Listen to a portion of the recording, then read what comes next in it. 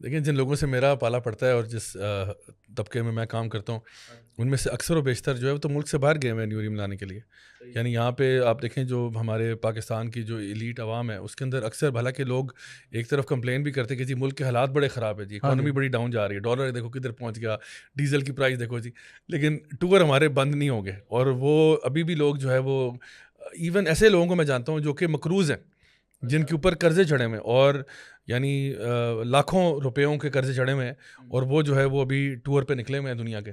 تو بچوں کو لے کے جی بچوں کو چھٹیاں آ گئی ہیں, آپ کو پتہ ہے لاہور میں سچویشن اس وقت کیا ہے, تو وہ کہہ رہے ہیں چلو جی ابھی موقع ہے تو چلے ہم, کوئی جو ہے نا دبئی بیٹھا ہوا ہے, کوئی کہاں بیٹھا ہوا ہے, تو یہ معاملات چل رہے ہیں. یعنی کہ پہلے تو لوگ علاج کروانے کے لیے باہر جا رہے تھے نا, ادھر سہولیات نہیں تھی, تو مجھے لگ رہا ہے اب عیاشی کی بھی سہولیات ادھر کم ہوتی جا رہی ہیں, عیاشی کرنے کے لیے بھی لوگ باہر جا رہے ہیں. بالکل ایسی ہے, قید قید سا محسوس کرتے ہیں.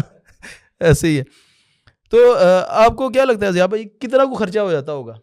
ہمیں تو نہیں پتا اتنا صحیح. بہت زیادہ جی. ہم یہاں آپ دیکھیں صرف اگر آپ ابھی مختلف ہوٹلوں میں دیکھیں یا بیکریوں میں دیکھیں یا دکانوں میں دیکھیں جو اس وقت کرسمس اور نیو ایئر کی ڈیکوریشنز کے اوپر خرچے ہوئے ہیں وہ کس حد تک ہیں.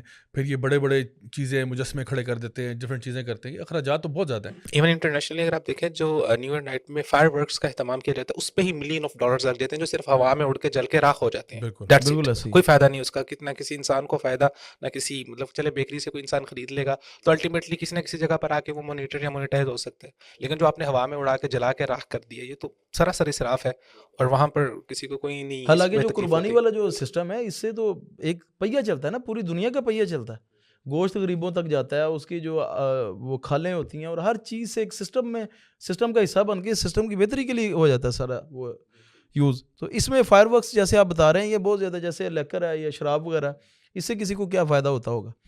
یا یہ جو بہت زیادہ فحاشی اریانی یا جو زنا بہت زیادہ ہو جاتا ہے تو اس کا کسی سسٹم کو تو فائدہ نہیں ہے. تو اس لیے میں سمجھتا ہوں ہمارے لیے جو باقی مسلم امت میں جو لوگ ہیں ان کے لیے ایک روڈ میپ ہے, ان کے لیے ایک ایگزامپل ہے کہ دیکھیں اگر آپ کرنا چاہیں تو کر تو بہت کچھ سکتے ہیں.